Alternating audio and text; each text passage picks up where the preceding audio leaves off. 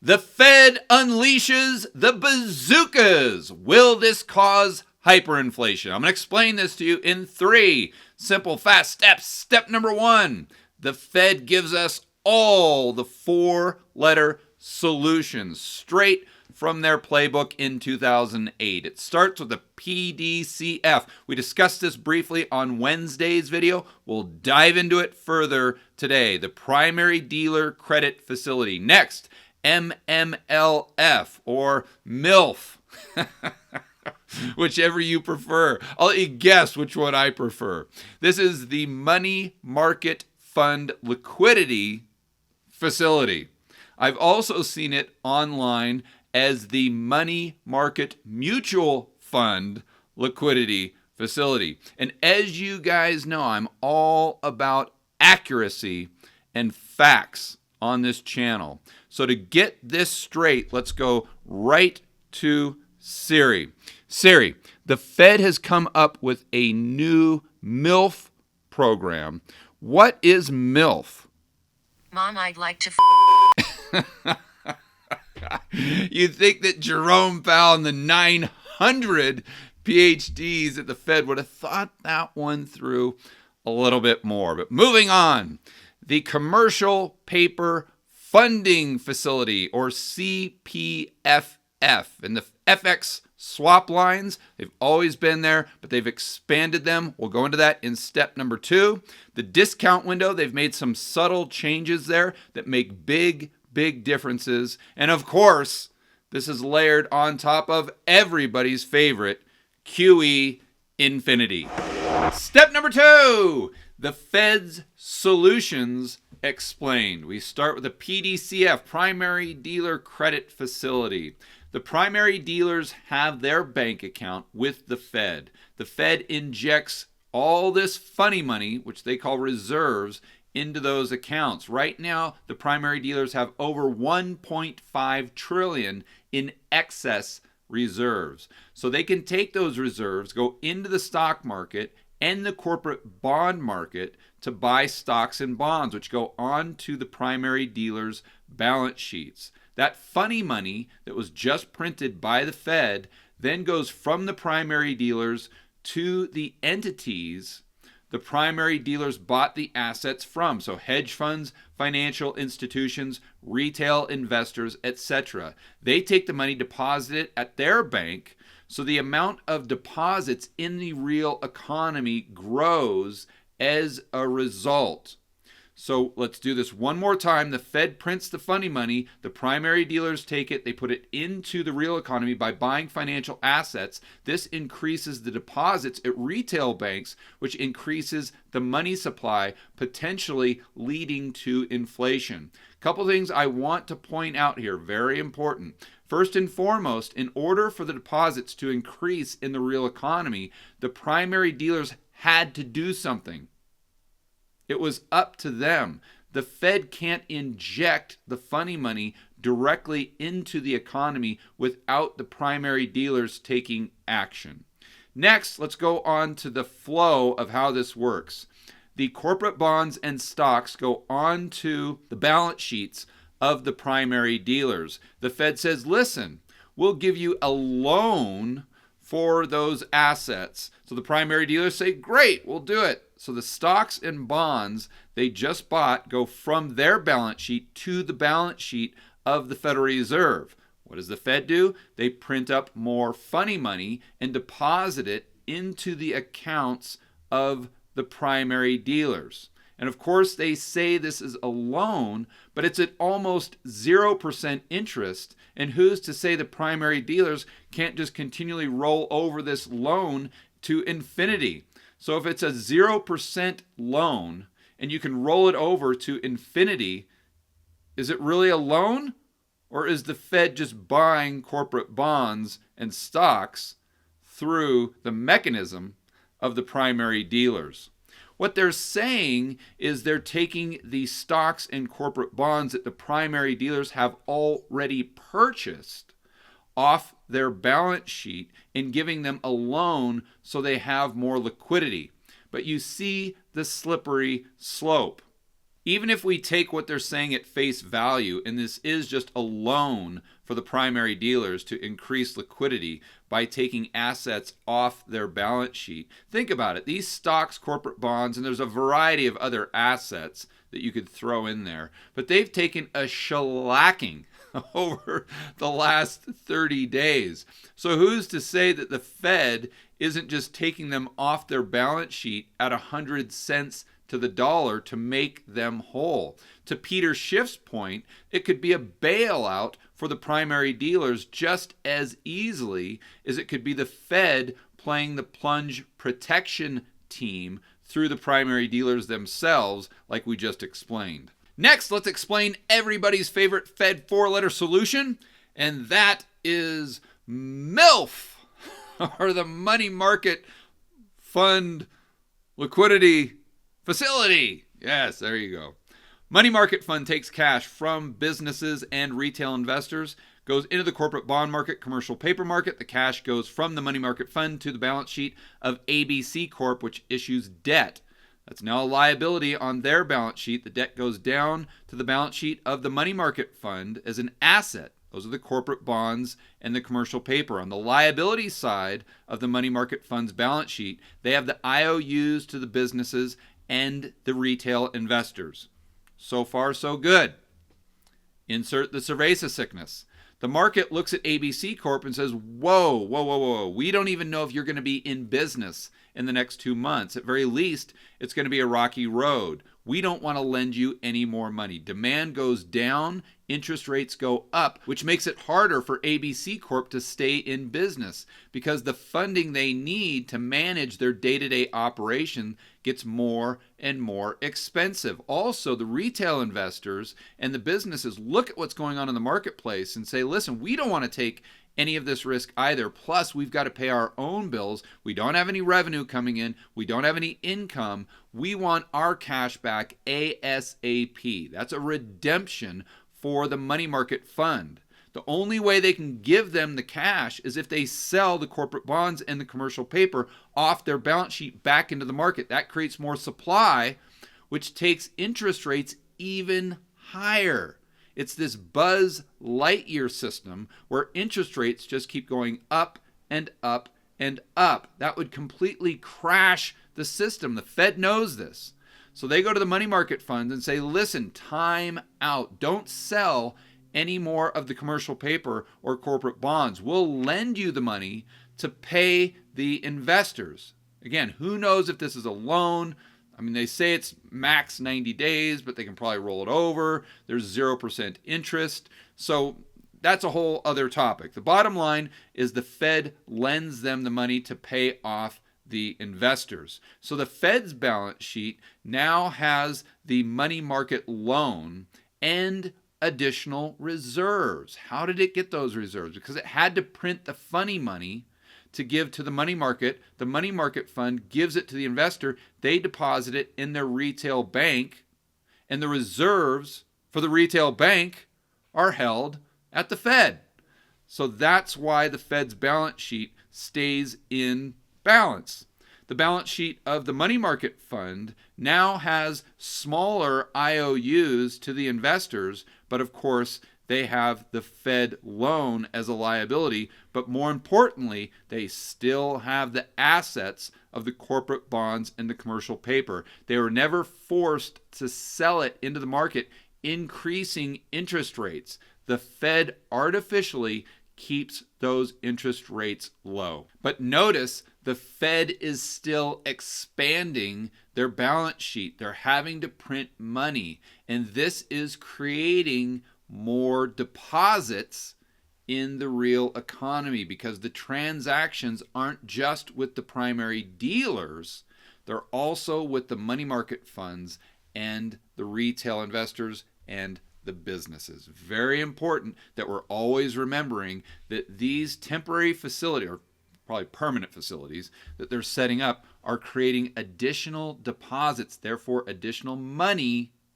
in the real economy. Next, let's explain the CPFF, Commercial Paper Funding Facility. The CEO, the fat cat CEO, says, help! I've got to make a $2,000 payment and I don't have the cash. The only thing I have on the asset side of my balance sheet is equipment and goodwill. The Fed steps in and says, no problem. Go ahead and issue us the debt. We'll give you the cash through the commercial paper market. So ABC Corp issues the debt, goes to the Fed. On the Fed side, I'm saying that it's a corporate loan, exact same thing. And the Fed gives the Fat Cat CEO the $2,000 or maybe more that he needs to put the cash on his balance sheet. So at the beginning, the Fat Cat ABC Corp balance sheet has equipment and goodwill on the asset side, liability side, debt and equity. After the Fed gives them the quote-unquote loan, the asset side of their balance sheet still has the equipment, still has the goodwill. Now they have the cash from the Fed, the liability side. They have less debt because they made that $2,000 debt payment. They've got equity and the loan from the Fed. Of course, the Fed's balance sheet continues to expand. We've got the corporate loan on the asset side and more reserves on the liability side. How did the reserves get there? Exact same thing as the MILF example. They printed up the funny money. The deposit went to ABC Corp, which moved that deposit to the bank account of whomever they owed the money. Wherever the deposit came to rest, the reserves have to be held with that bank. That bank's reserve account is with the Fed. This is how their balance sheet continues to grow and grow. So that's pretty self-explanatory. It's kind of a backstop, an even further backstop than MILF, which was already backstopping the commercial paper market, but this is an increased safety valve maybe.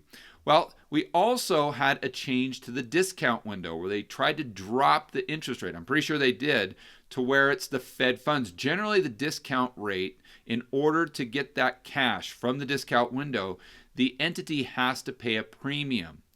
Additionally, there's a stigma attached to the discount window because the market assumes that if XYZ Corp or bank or whomever goes to the discount window, that means they're out of business.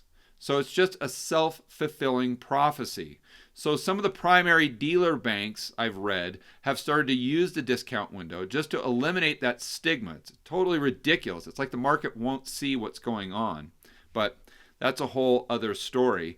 The main thing is the Fed lowered the rate to where they are paying Fed funds. So all the banks that are outside the Fed's umbrella, we'll call them the loser banks, they can now go access Fed funds at the same rate as all the cool kid banks. Those are the primary dealers and the main banks under the Fed's umbrella. Also, the FX swap lines, which were there before, but they extended them to some other countries. This is pretty simple. Just they print up funny money. That goes to the central banks, funny money dollars, goes to the central banks. The central banks give the Fed euros and yen. This is a completely separate video, and I'm going to be speaking to Brent Johnson about this next week in a full-length interview and a whiteboard video, because this goes back to the dollar milkshake and the DXY going from 102 up to 110 up to 120. It's demand for dollars outside of the United States. And again, we'll get to that next week. The main takeaway from step number 2 is not only an explanation of what all these crazy abbreviations and four-letter Fed solutions mean and how they work, but also we realize that as the Fed's balance sheet grows with these new facilities, they're creating additional deposits in the real economy, which can cause inflation. I'm beating a dead horse here because we need to understand that this is much different than when the Fed does transactions like repo exclusively with the primary dealers that doesn't create any additional deposits. It only creates more reserves. Step number 3. Does this cause hyperinflation? Let's notice the Fed's balance sheet. It has gone to infinity and beyond. That's for sure. It's taken all the assets off the balance sheet from the primary dealers and even the loser banks. Now those assets are on the Fed's balance sheet. In other words, They don't have to be sold. That's the key. Also, it's given loans to the money market funds so they don't have to sell the debt or the assets. And it's given a loan to ABC Corp and the Fat Cat CEOs so they can continually pay their bills and they can continually issue more and more debt. So the Fed, in essence, has taken all the debt and the equity from the private sector, put it onto its balance sheet. Why that's important is because the Fed is the only entity here that doesn't care about profit and loss. They can keep these loans or keep rolling over these loans on their balance sheet forever. They can keep these assets, the mortgage-backed securities, the treasuries, the stock, the corporate bonds, whatever. They can keep it on their balance sheet forever. They never have to sell. Well, if all the assets, all the stocks, the equities, the commercial paper, the corporate bonds are now on the Fed's balance sheet, they never have to sell, the markets never go down. This props up the pension funds because there's just no sellers in the market. There's only buyers, and that's the Fed. Well, you say, okay, does that solve all the problems? No, because how does the Fed ever unwind that once they start? It's like Peter Schiff said when they started quantitative easing. It was the monetary Roach Motel. Once you come in, you can never leave. It's a perfect analogy. If the Fed has all the stocks, the bonds, everything else on their balance sheet, how do they unwind that without creating an additional collapse? They most likely won't be able to, so the only release valve, the only option is to continually print more and more funny money. And we're already starting to see inflation in consumer goods due to the cerveza sickness. As an example of this, let's check out a clip from CNBC. Trucking demand increased 18% last week from the previous due to the coronavirus response. Knight-Swift, the nation's largest trucker, and others with large domestic networks outperforming the broader market this week. That's largely due to demand for van trucks that deliver about 70% of consumer goods. That jumped by 31%. Think hand sanitizer and toilet paper. Demand for refrigerated trucking, think food and perishables, that spiked by 33%. And let's remember, the Fed is increasing the money supply, while at the same time, that increased money could be chasing not only the same amount of goods and services, but fewer goods and services due to the supply chain disruption we could see from the cerveza sickness. I really want you to get your mind around the fact we could see domestic inflation, meaning the cost of goods and services in the United States going up, while at the exact same time the dollar, the value of the dollar outside of the United States relative to other currencies is going through the roof.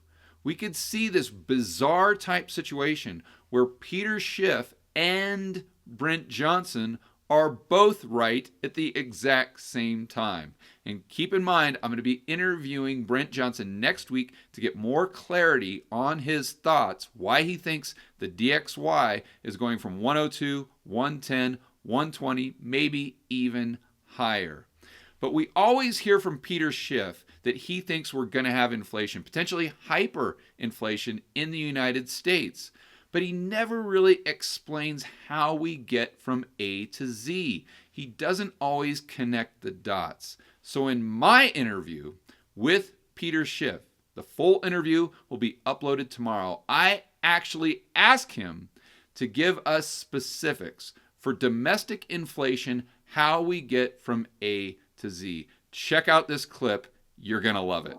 I want people to understand how the transfer mechanism works from the starting point. Let's say the Fed prints money, it goes into the reserve accounts, let's say for the primary dealers, and then from that standpoint, the primary dealers, let's say they have to do something with it, they create another deposit, or the government spends it and then has to borrow the money, so that creates another deposit. And then how does that get into the real economy to where it can circulate and chase those goods? Well, basically all that happens is the government itself, which is separate from the Fed, which is not technically part of the government, but it functions as if it was part of the government. But what happens is the government borrows money, like they just announced today, another $850 billion stimulus, whatever plan, they're going to send checks to Americans. So what happens is the U.S. government then has to sell a bond, and the dealers go out into the market and buy the bonds from the government with money they get from the Fed. And then these dealers take the bonds and sell them back to the Fed. And so the bonds go on the balance sheet of the Fed, and the Federal Reserve creates a deposit that goes from the primary dealer to the checking account of the U.S. government, so that when the money is sent out to the taxpayer, he gets a check that he can cash. But basically, the government is borrowing that money into existence by issuing a treasury bond that eventually goes to the Federal Reserve. There is now Federal Reserve notes in circulation, which are the dollars that we have, which are now liabilities of the Fed, and they're backed up by the treasury bonds that the Fed now has on its balance sheet. And that's how the balance sheet, exploded up to $4.5 trillion during quantitative easing, because the Federal Reserve bought up all these treasuries and mortgage-backed securities and replaced them with cash that is now circulating in the economy, and that was used to bid up, financial assets and things like that. My personal opinion is we won't see hyperinflation in the short term or midterm. Maybe the long term, 5-10 years out, if you define hyperinflation by a 50% devaluation per year of the United States dollar. Midterm, I definitely think that we could see a 1970s type of inflation, meaning 2 to 3 years. In the short term, I don't think we're going to see 1970s inflation. I don't think we're going to see hyperinflation. I think what we will see is consumer goods, the cost of what you buy every single day. That's going to definitely go up. While at the same time, I think high ticket items like cars, price is going to go down. I think asset prices are definitely going to go down unless the Fed just buys everything in sight, puts it onto their balance sheet. For that, I have no way of giving you a prediction other than stay tuned. It's going to be exciting. It's going to be interesting. And let's all watch it together. For more content that'll help you build wealth and thrive in a world of out-of-control central banks and big governments, check out this playlist right here. And I will see you on the next video.